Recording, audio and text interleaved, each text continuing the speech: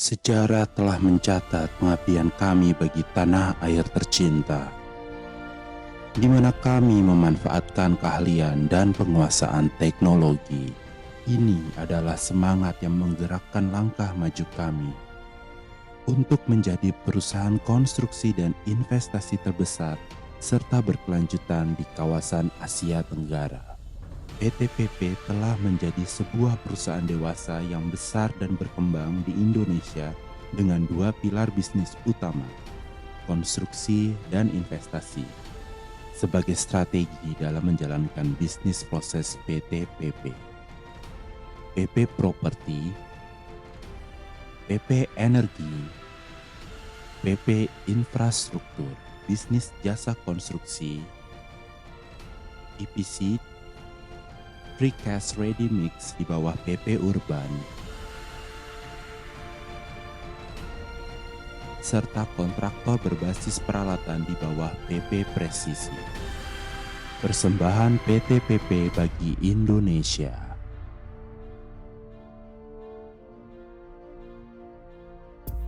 Assalamualaikum warahmatullahi wabarakatuh. Selamat malam Bapak Ibu semua. Perkenalkan, saya Widya dari Departemen SCM PT PP Persero Tbk. Pada kesempatan kali ini, saya ingin mempresentasikan tentang kiprah PT PP Persero Tbk dalam mendukung padi UMKM.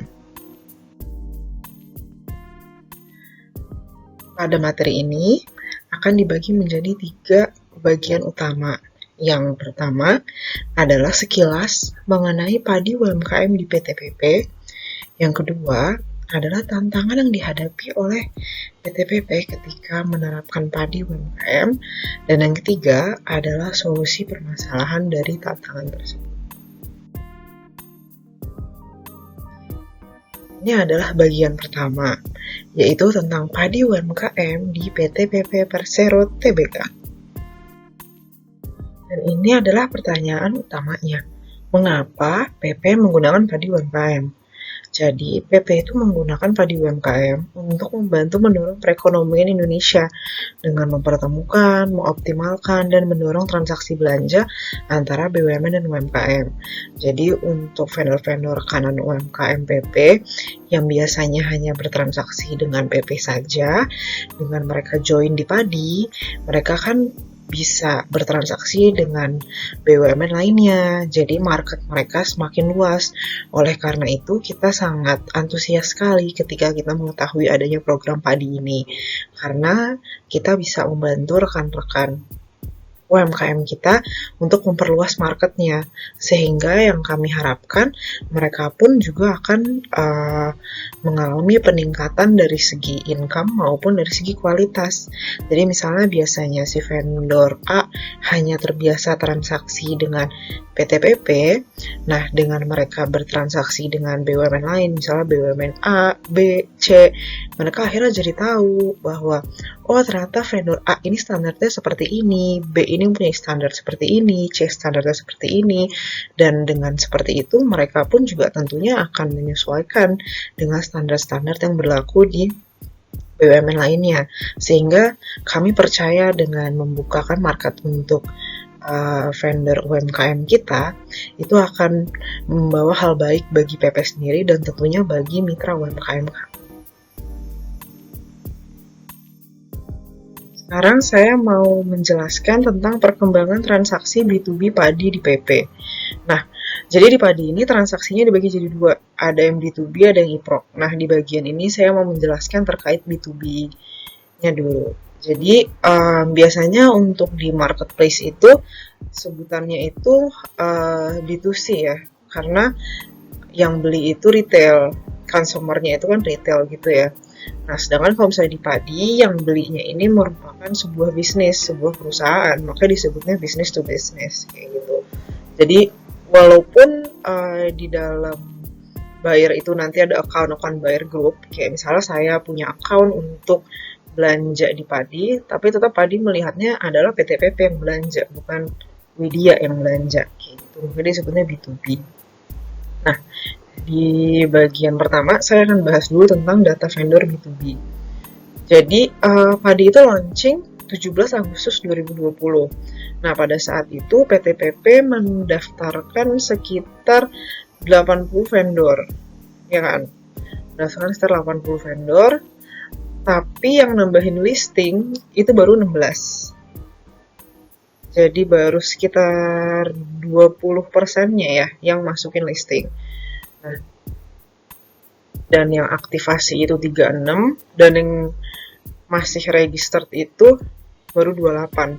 Jadi maksudnya ini si vendor yang vendor registered ini, vendor-vendor kita ini udah daftar kan, terus ya udah dia register aja, dia nggak aktivasi, apalagi dia nggak nambah listing gitu loh. Jadi ada 28 vendor kita yang cuman register doang, nggak melanjutkan ke tahap berikutnya.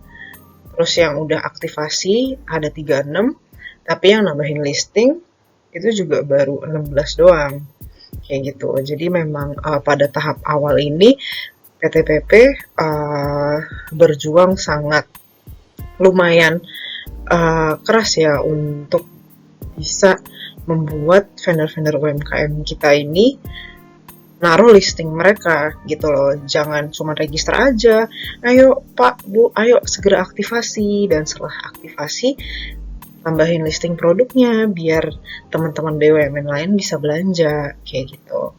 Nah, lalu pas Desember 2020, alhamdulillahnya vendor kita di sini meningkat. Ada sekitar 137 vendor ya, berarti ada sekitar 137 vendor, yang mana setengahnya ini udah masukin listing, ya kan.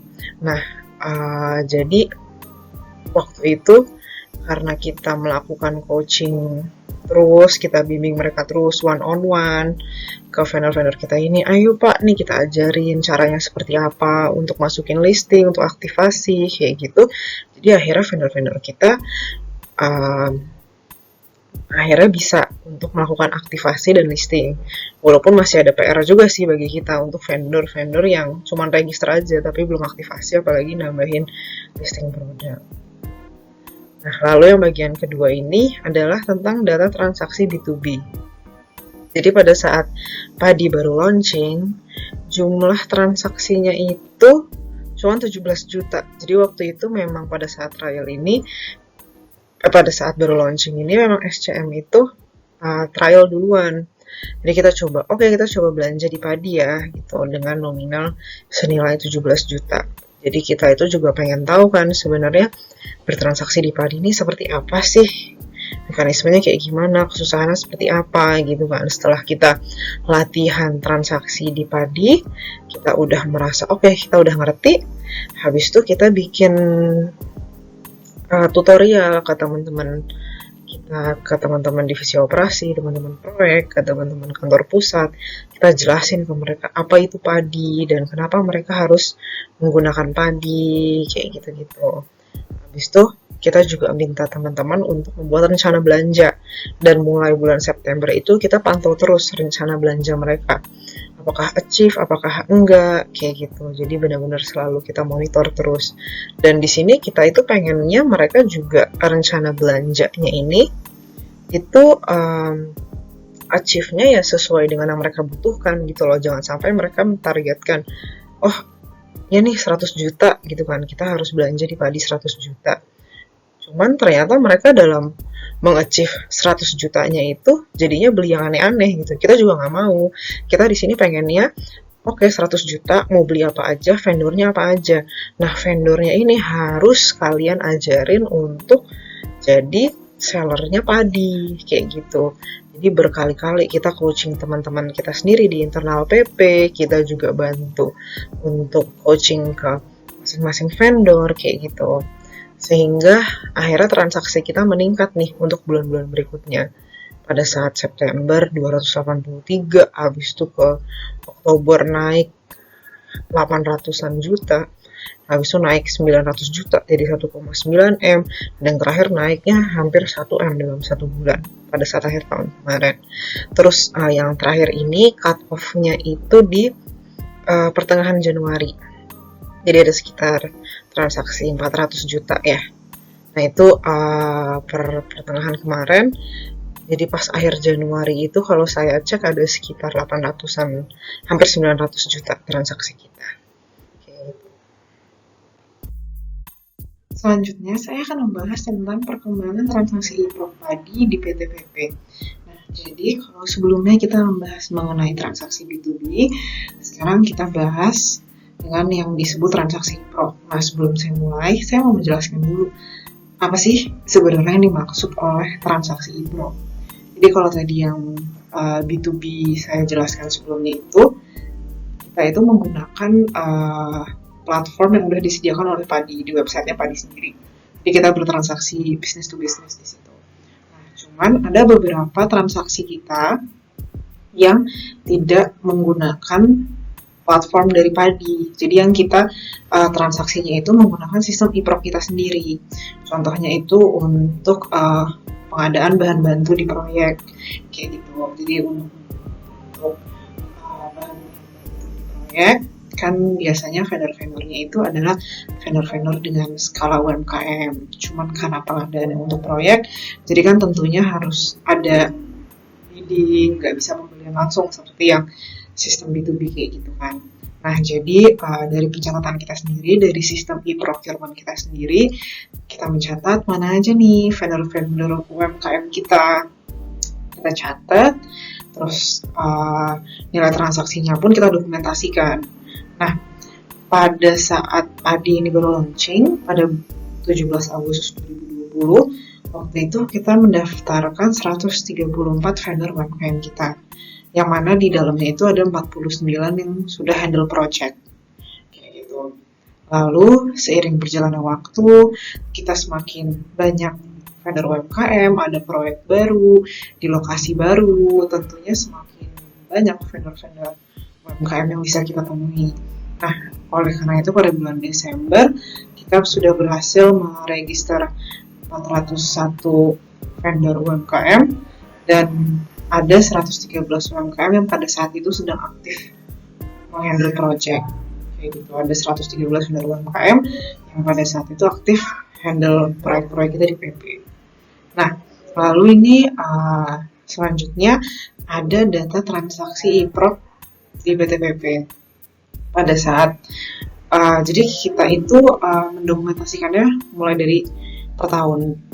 Jadi kan memang mulai benar-benar ngedata secara validnya itu pada saat Padi ini launching kan, pada saat Agustus 2020. Nah, itu untuk Agustus 2020 sampai seterusnya sampai sekarang itu kita benar-benar memonitor tiap minggu pelaporannya seperti apa. Nih ada vendor UMKM, oke ada tambahan vendor A, vendor B, vendor C, semuanya kita catat, transaksinya kita catat. Jadi udah mulai rapih sejak saat itu. Nah, yang sebelumnya kita ini masih menggunakan pendataan kita yang masih terbatas gitu. Jadi kita cuman ngedata dari apa yang pada saat itu ada di e-prop kita. Jadi kayak misalnya, oh nih pada tahun 2018 ada proyek A, waktu itu vendor UMKM-nya sepertinya A, B, C deh kayak gitu. Jadi kita di situ belum punya pendataan yang benar-benar bisa dibilang cukup valid kayak gitu. Oleh karena itu nilai transaksinya pas kita rekap pada saat per cut off Desember 2018 itu cuma 1,1 M. Kalau pas Desember 2019 itu meningkat jadi 16 M. Lalu untuk kedepannya itu barulah ada peningkatan dengan sangat pesat. Seperti itu. Dan pada tahun 2021 ini kita merencanakan untuk melakukan pembelian via Padi di B2B senilai 10 miliar. Gitu.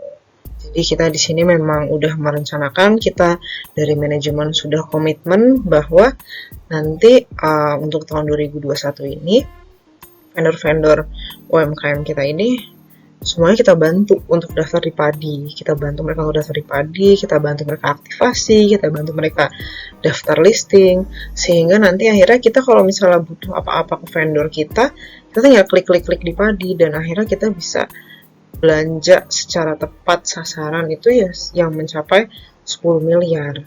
Kayak gitu. Rencananya seperti itu. Nah, sekarang kita masuk ke bagian kedua, yaitu tantangan yang dihadapi. Jadi, pada saat awal-awal menjalankan padi ini, kita mempunyai beberapa tantangan. Dan di sini tantangannya itu diklasifikasikan menjadi 3. Ada yang datang dari eksternal padi, ada yang datang dari internal padi, maupun dari internal PP sendiri. Nah, dari eksternal padi. Nah, yang dimaksud eksternal padi ini adalah dari vendor-vendornya itu sendiri. Jadi yang pertama itu yang ditemukan adalah mayoritas vendor di daerah tidak suka untuk bertransaksi secara digital. Mereka lebih suka bertransaksi offline secara konvensional. Dan yang kedua, vendor tidak berminat untuk daftar di Padi UMKM. Sebenarnya mayoritas vendor yang kesulitan untuk daftar itu jauh lebih banyak sih. Yang nomor 2 ini sebenarnya hanya minor aja.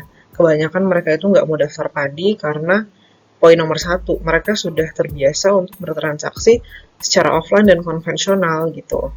Dan mereka pun juga banyak yang beralasan karena dari segi skala bisnis mereka. Kayak pada saat kita bilang, Pak, Bu, dengan mendaftarkan perusahaan Bapak atau Ibu di Padi UMKM, nanti Bapak kliennya nggak cuma PP aja loh, bisa ke BUMN-BUMN lain gitu. Tapi mereka bilang, aduh, dengan skala bisnis saya yang seperti ini, saya rasa saya sudah cukup dengan PP aja gitu. Karena kalau misalnya saya harus expand, saya berarti harus mengeluarkan biaya-biaya lainnya, harus sewa admin lagi, karyawan lebih banyak lagi, dan hal-hal seperti itu. Gitu.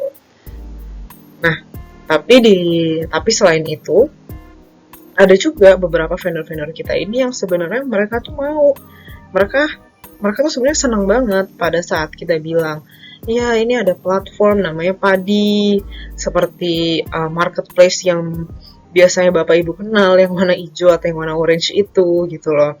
Ya kan, pada saat kita jelasin kayak gitu, mereka ini benar-benar sangat tertarik untuk daftar, terlebih ketika ada opportunity untuk bisa bertransaksi dengan BUMN lainnya untuk memperluas market mereka gitu. Cuman mereka itu di sini agak malas untuk bertransaksi secara digital. Jadi mereka ini benar-benar membutuhkan bimbingan ekstra agar mereka bisa akhirnya daftar di Padi kayak gitu.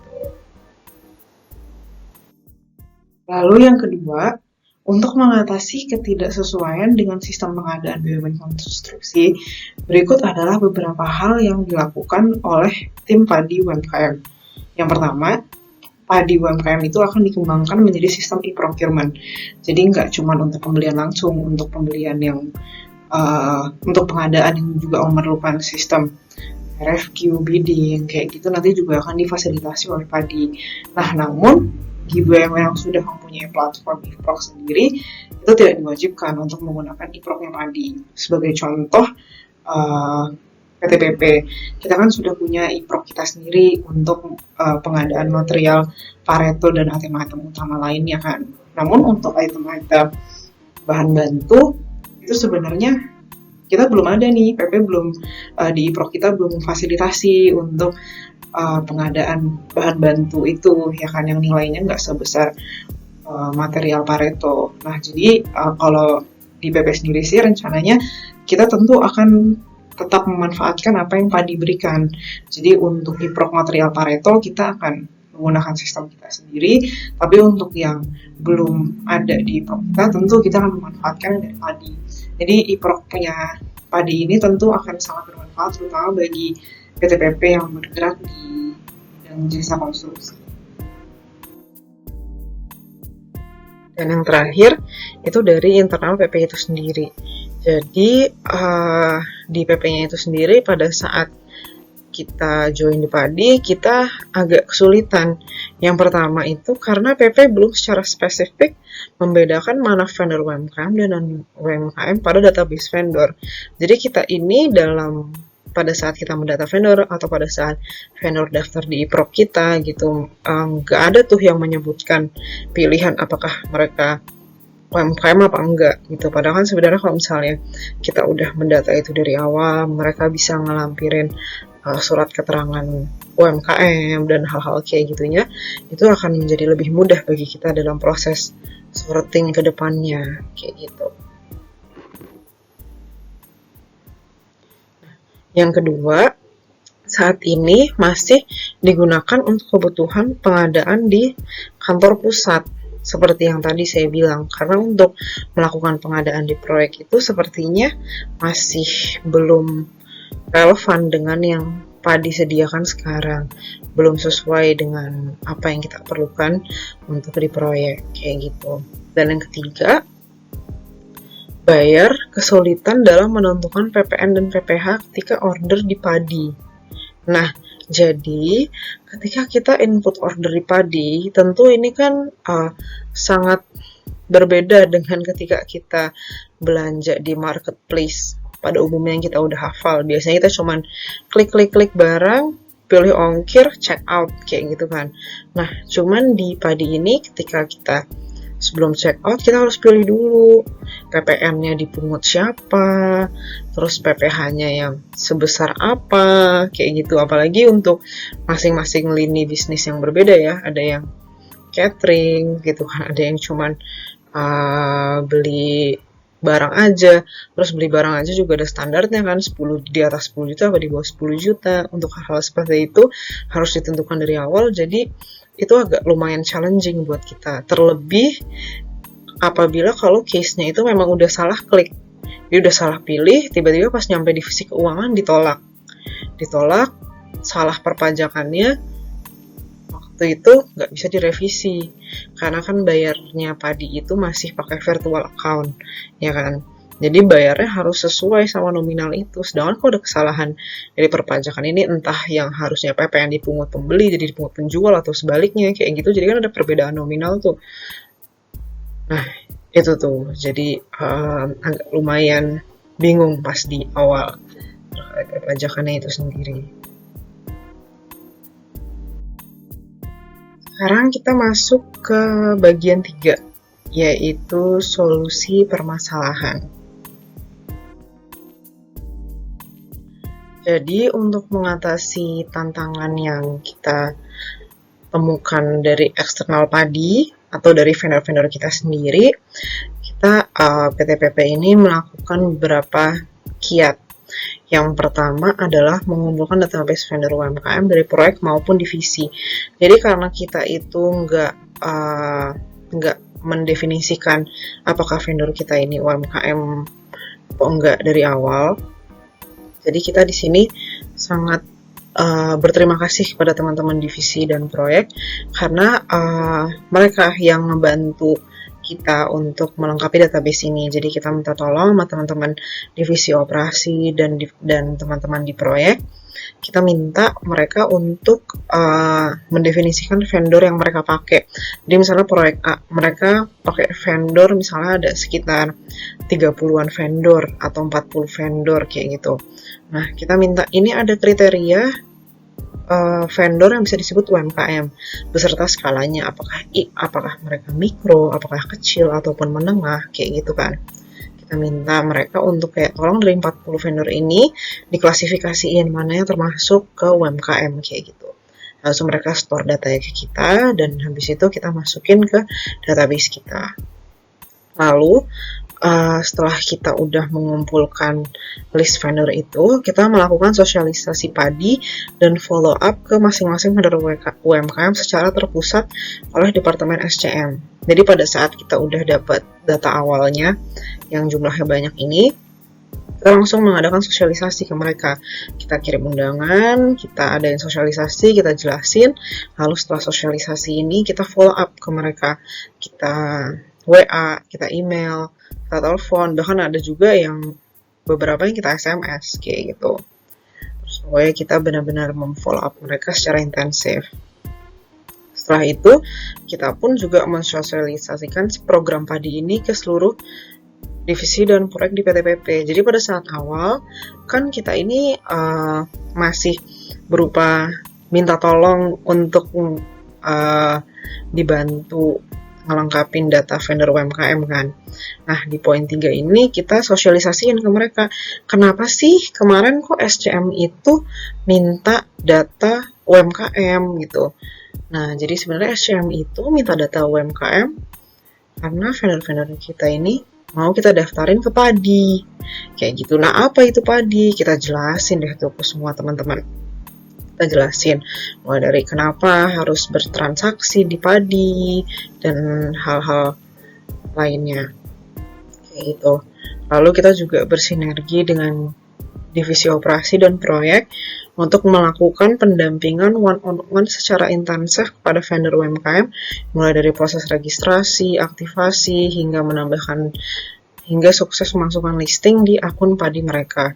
Jadi ketika kita udah mensosialisasikan ke teman-teman divisi dan proyek ini tentang program padi, kita minta tolong ke mereka. Jadi kita minta tolong ya teman-teman untuk segera mendaftarkan vendor-vendor UMKM mereka.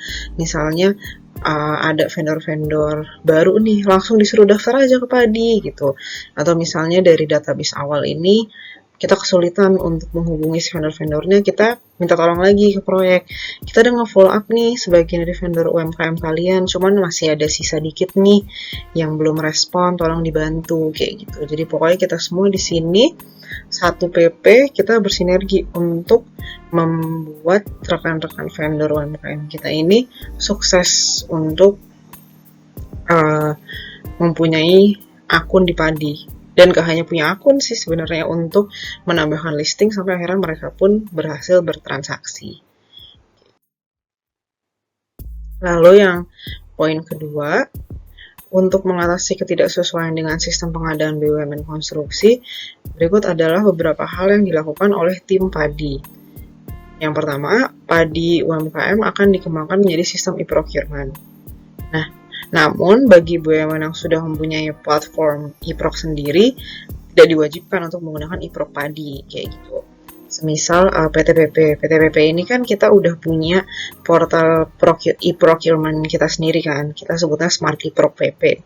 Nah, kita kita boleh nggak usah menggunakan e-proc yang dari padi, gitu, biar punya kita nggak mubazir, gitu kan. Cuman mungkin bagi rekan-rekan BUMN lainnya yang belum punya e-proc, ya mereka nggak usah bikin e-proc sendiri, mereka pakai e-proc yang disediakan dari padi aja, kayak gitu. Jadi untuk PP sendiri, karena kita udah punya e-proc sendiri, akhirnya kita harus nyetor data e-proc kita, kayak yang tadi saya tunjukin di depan. Makanya PP ini punya dua data, B2B sama e-proc, kayak gitu. Lalu untuk di internal PP sendiri, kita di sini melakukan pendaftaran vendor UMKM. Pokoknya karena kita tadi nggak mendefinisikan mana yang vendor UMKM, mana yang enggak, mulai padi ini berjalan ya di tahun lalu itu, kita mulai melakukan pendataan vendor UMKM. Jadi vendor-vendor yang daftar ini mulai kita klasifikasiin mana yang UMKM, mana yang enggak gitu loh. Jadi nanti ketika kita nemu yang UMKM, kita daftar e-proc, kita langsung kita arahin, oh nih langsung daftar padi ya Pak, ini linknya kayak gini stepnya, kayak gitu. Lalu kita juga mengarahkan semua proyek untuk bertransaksi di padi untuk keperluan rumah tangga seperti catering dan ATK. Jadi tadi kan di awal tantangannya itu padi baru bisa dipakai untuk di kantor pusat aja. Karena kalau di proyek kan masih kurang relevan tuh untuk pengadaan yang sistemnya harus menggunakan e-procurement. Tapi nggak juga sih, kita pengen untuk proyek ya setidaknya untuk keperluan harian mereka, untuk keperluan rumah tangga kayak catering sama ATK, kita maunya mereka juga bertransaksi dari padi gitu loh. Jadi nanti pengennya semua all proyek PP untuk transaksi yang sifatnya untuk keperluan rumah tangga mereka itu dari padi. Jadi nanti semua transaksi itu kecatat. Biasanya kan selama ini mungkin untuk yang keperluan rumah tangga, untuk kayak sekedar ya beli ATK, ya catering, atau kayak biaya beli tiket akomodasi kayak gitu kan, mungkin belum tercatat secara rapih di sistem gitu kan. Nah, dengan adanya padi ini kan sebenarnya membantu kita banget. Makanya kita di sini pengen banget supaya teman-teman proyek ini bertransaksi menggunakan padi, karena ini juga akan memudahkan kita. Kita juga mensosialisasikan cara mengoperasikan padi kepada seluruh staf terkait di divisi dan proyek. Jadi karena tadi ada kesulitan mengenai yang paling sulit sih mengenai perpajakan ya, terus mungkin ada masalah di ongkir, hal-hal kayak gitunya, atau bahkan dalam pembuatan berkas ke divisi keuangan kita sendiri, ini sangat internal sih, itu kita juga melakukan sosialisasi ke teman-teman. Jadi kita dalam internal PP sendiri ini, kita juga mensosialisasikan berkali-kali terkait cara mengoperasikan padi gitu. Lalu yang terakhir, kita melakukan meeting dan monitoring mingguan untuk seluruh divisi dan proyek. Jadi pada saat padi udah berjalan, kita selalu minta rencana belanja dari teman-teman kan. Ada yang dalam bentuk 3 bulanan dan dalam bentuk bulanan, ya kan. Nah, di meeting kita ini sama monitoring mingguan ini, kita selalu berusaha untuk menyempatkan meeting walaupun seminggu sekali, walaupun itu kayak cuman ya 15 menit, setengah jam gitu, tapi biar kita sama-sama tahu progres kita seperti apa gitu loh. Nah, di meeting dan monitoring mingguan kita ini, kita menampilkan semua resume yang kita dapat dari sistem. Jadi dari SCM, kita punya rekapnya dari padi, seperti apa transaksinya, kayak gitu. Nah, itu kita floorkan ke teman-teman, ini loh divisi A ternyata masih kurang, oh divisi B bahkan udah kelebihan, terima kasih gitu kan. Jadi kita sama-sama monitor dan sama-sama saling mengingatkan juga. Sekian presentasi dari saya. Atas kekurangan saya mohon maaf. Terima kasih dan sampai jumpa.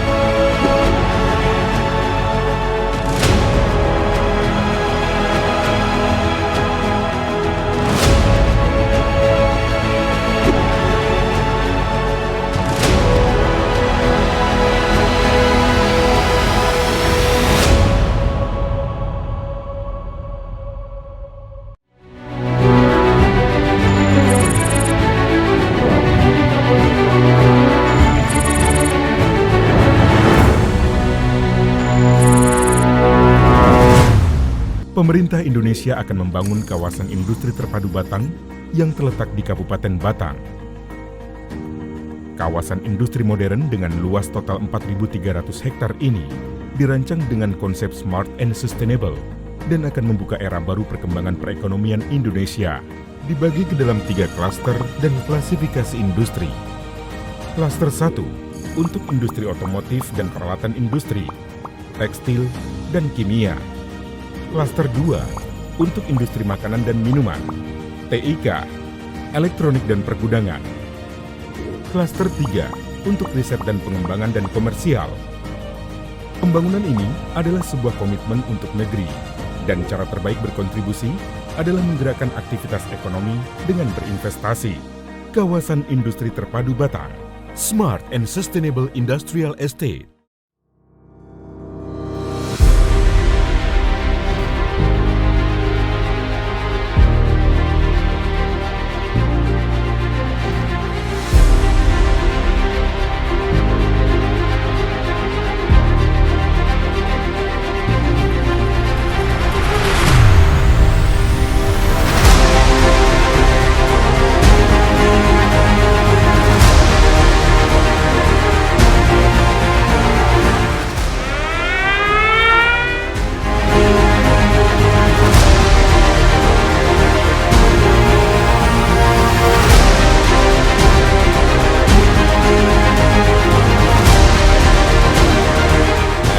Yang paling cepat, kualitasnya juga sangat baik. Terima kasih kepada PP. Nanti kita lihat secara detail pengerjaannya juga menurut saya ini terbaik.